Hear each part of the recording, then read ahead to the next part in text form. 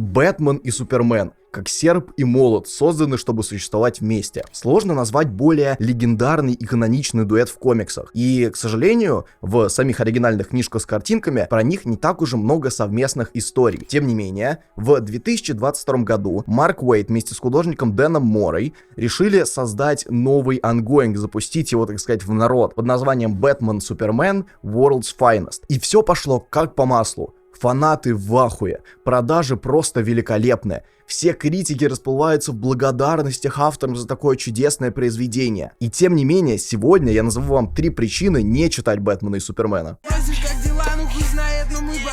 Итак, чтобы объяснить вам первую мою претензию, нужно сначала, чтобы вы поняли, о чем вообще этот комикс. В общем, действия происходят не в наше время, потому что зачастую авторы слишком ограничены в каноничности, в лорных объяснениях, в том, что происходит вокруг супергероев в нынешнем континьюти комиксов. И из-за этого Марк Уэйд совершил довольно умный ход. Он перенес полностью историю на порядка 60 лет назад, то есть в золотые годы Бэтмена и Супермена, когда они только появились, только начали свою супергеройскую деятельность и только-только совсем недавно познакомились. У Бэтмена в напарниках все еще ходит Дик Грейсон, Супермен все еще носит красные трусы, и все такое милое, волшебное и прикольное. И тем не менее, несмотря на то, что Марк Уэйд вот убрал весь лор в сторону, как бы освободил себя от этих оков, он как будто бы специально снова себя в них заковал, потому что постоянно использует ностальгию для продвижения сюжетов. Какие-то культовые истории, которые писал он до этого там в 90-х годах или не он, или какие-то элементы классики, которые новый читатель просто не способен понять. Уэйд вообще постоянно выебывается тем, что он читал вообще все комиксы от Marvel и DC. И, во-первых, эта фраза сама по себе дико тупая. Я вот сразу у меня образ рисуется какого-нибудь Ивана Золы, маленького пацана, который сидит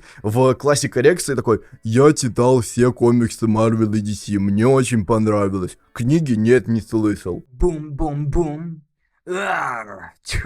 Во-вторых, вот это вот знание он как будто бы пытается экстраполировать на нынешних читателей, потому что у нас то возвращается Kingdom Come в сюжете. Вы не знаете, скорее всего, даже что такое Kingdom Come, а там и не объясняют, что, какого хуя Бэтмен и Супермен попали в какую-то чужую вселенную, где они постаревшие, где уже вообще все изменилось, где грань между добром и злом сильно размыта. Вспоминать вот этот вот классический культовый комикс, но кто помнит сюжет этот сейчас? Это как будто бы вот само собой разумеющееся, что я должен шарить, что я должен вот знать, помнить наизусть все события, которые были до этого, и кайфовать чисто от того, что вот Kingdom Come сюда засунули. Но нет, это так не работает. Или другой сюжет, где у нас возвращают старых-старых персонажей: Красного Торнадо, Эмейза, металлических людей, и как будто бы тоже это само по себе уже охуительно. Я должен кайфовать от того, что вот вспомнили, так вспомнили, что были в 30-х годах вот такие вот чуваки. Их никак не осовременивают, над этим не прикалываются. Нет какой-то вот постмодерновой обработки того, что было написано 100 лет назад и что уже никто не помнит. Нет, просто вот вставляют в той же форме, в которой было, и запихивают к ним Бэтмена и Супермена, что вот резвитесь, что из этого получится. Детективчик такой у нас будет, где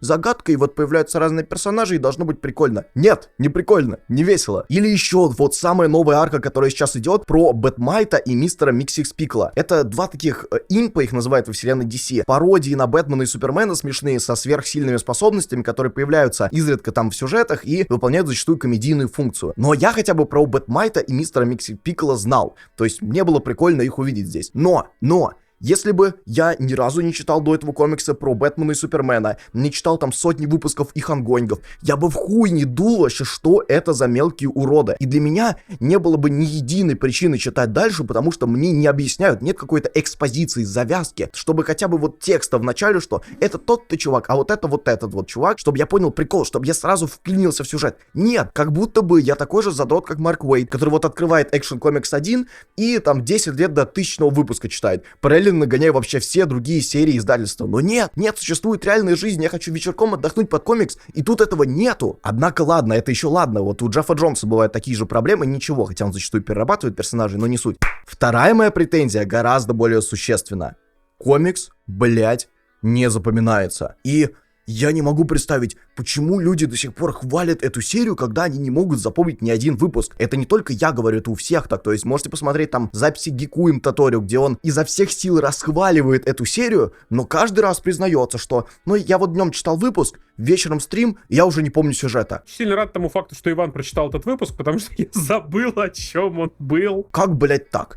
Вот как так можно писать комикс, чтобы сюжет там не запоминался? А я вам отвечу, само мясо, вот скелет, который наносится на каркас сюжета, он прикольный, то есть кому-то может понравиться, кто-то может вот завайбить с такой атмосферой, с таким показом героев, я не понимаю как, меня вообще абсолютно не трогает, но окей. Но вот сам плот, на котором базируются сюжеты, сам каркас сценария, завязка арки, называйте как хотите, это настолько примитивно, настолько бланково и стандартно, что как будто вот реально комикс вылез из Золотого века. Вот как там писали, где у нас вот Бэтмен, вот злодей, вот Супермен, вот они дерутся, и читайте. Вот так это сейчас и сделано, вот так и публикуется. Как это вообще могли пропустить редакторы? Я, блядь, понятия не имею. Что это за пиздец? Почему в комиксе 20-х годов, 20-х уже, не нулевые, не 80-е на дворе, современность? Может быть такой комикс издан, в котором сюжеты в своей задумке смысла не имеют. То есть Марк Уэйд как будто бы хочет прикалываться, вставить вот побольше таких веселых элементов, а сам комикс, сам вот главную линию, главную сюжетную линию, которую он прописывает, он не придумал. И поэтому получается, что так, ну вот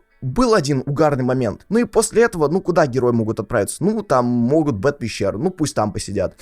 Выпуск не придумал, вот у меня один прикол на весь выпуск. Ну похуй, что-нибудь там выдумаю про то, что у нас вообще Бэтмена и Супермена не будет, зато будут их напарники, которые переместились в прошлое. И это просто выносит мне мозг, насколько если вот вдуматься в историю, World's Finest Бэтмен Супермен это безыдейный, непродуманный, какой-то тупой откровенный комикс. Ну тупой, для дебилов как будто написан. Ну тупый. Вот реально, вот как я говорил уже, класс коррекций.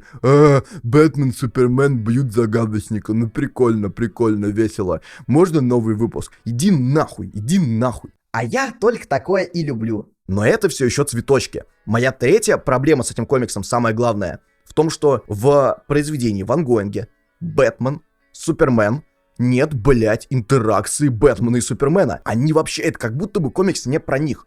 Как будто бы Марку Уэйду неинтересно рассказывать про них. Он хочет вот какие-то свои старые сюжеты ударяться, что-то рассказывать про побочных персонажей, хотя их тут немного. Но сам Бэтмен и сам Супермен ему неинтересны. Что уж говорить о взаимодействии. То есть в отдельности эти персонажи это максимально стандартные образы самих себя. Даже я бы сказал примитивные, в которых осталась одна характеристика. Вот Бэтмен он такой мрачный детектив, а Супермен он такой веселый добряк, который хочет всем помочь. Все, у них нет какой-то глубины характеров, чтобы они как-то в неожиданных ситуациях вели себя иначе, чтобы они предпринимали какие-то поступки, которые им были не свойственны, чтобы их персонаж, их глубина нам показывалась, они расширялись как-то в разные стороны, двигались, и из-за этого бы создавалась привязанность к героям у читателя. Нет, здесь этого абсолютно нету. Опять же, золотые годы, вот как золотые годы прописывали, так и сейчас. А какого-то взаимодействия Бэтмена и Супермена и подавно не существует в голове Марка Уэйда. Они максимум за выпуск перебрасываются парой фраз, которые не характеризуют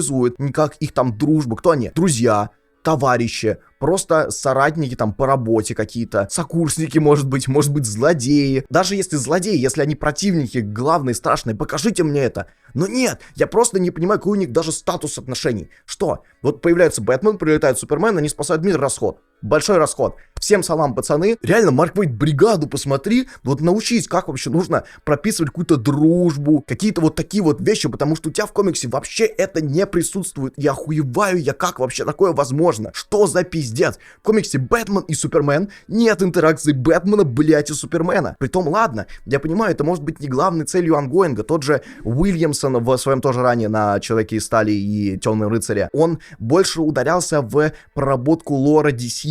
Там в это время был год злодеев, как вообще, что злодеи замышляют, какой у Лекса Лютера план. Ему не было настолько интересно рассказывать конкретно вот про этих двух персонажей, но он хотя бы немножко в каждый выпуск.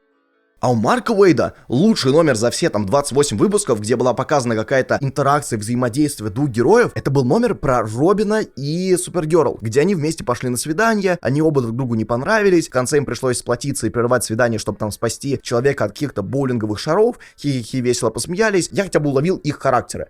Я хотя бы уловил там их мотивацию, почему им не понравилась встреча, там уж какие минусы они нашли друг у друга, как они там ноют, вредничают и так далее. Там что Супергерл думает, Робин очень заносчивый, какой-то высокомерный, что рассказывал только про себя, а Робин просто волновался и сам подумал, что Супергерл какая-то вредная и он ей не нравится. Хотя на самом деле Супергерл пыталась быть просто вежливой, такой корректной девочкой. Я проследил вот какую-то связь между героями, появилась вот эта вот так называемая химия персонажей. А в других номерах, где главными являются как раз Бэтмен, блять, и Супермен, этого нету. Этого абсолютно абсолютно нет. Я в ахуе, как вообще такое можно печатать? Ну и последний фактор, я не хотел его вписывать в какие-то претензии, потому что такое у многих комиксов сейчас есть, чтобы вы просто вот понимали, в каком состоянии комикс-индустрия находится. В «Бэтмене и Супермене» нет ни единой мысли, кроме того, что весело, боевик, дерутся, Бэтмен, мяч спикал, Супермен, Бэтмен, весело, драки, злодей появился большой. Все, ты вот прочитал, ты увидел это, такой, вот такие вот эмоции испытал животное, ничего не остается после себя. Ни единой мысли, которая может тебе пригодиться в реальной жизни, ни единой идеи. Хотя, как мне кажется, комиксы для этого и пишутся, чтобы даже самое тупое произведение, оно могло в твоей жизни отразиться, то есть ты мог из него что-то для себя полезное изъять. Для этого вообще искусство и существует. Там даже самый примитивный тупой фильм, «Форсаж» взять, мысль про семью, про то, как семья это важно. Нельзя отворачиваться от семьи. Какой-нибудь там триллер, фильм класса С, «Треугольник», про то, что нужно жить настоящим, ты не сможешь исправить ошибки прошлого и так далее. В любом произведении в современности есть мысль, которую пытается автор донести. В «Бэтмене и Супермене» этой мысли нет, она просто отсутствует. Поэтому настоятельно не рекомендую вам читать этот комикс. Я выступаю сейчас, знаете, вот один против всех, потому что все хвалят, всем очень нравится. Я не знаю почему, всем нравится, все таки кайф, молодцы, Марк Уэйд, Дэн Мора, великолепно, но я готов это сделать, потому что это хуйня, это говно. Это одна из работ, вот ангоингов, которые меня за последнее время просто выбесили, потому что ее еще все хвалят, все советуют. Ни в коем случае не прикасайтесь, не читайте «Бэтмена и Супермена», не надо, оставьте время под что-нибудь полезное. А на этом все на сегодня. Спасибо большое за ваш просмотр, лайк, комментарий, подписку, все дела.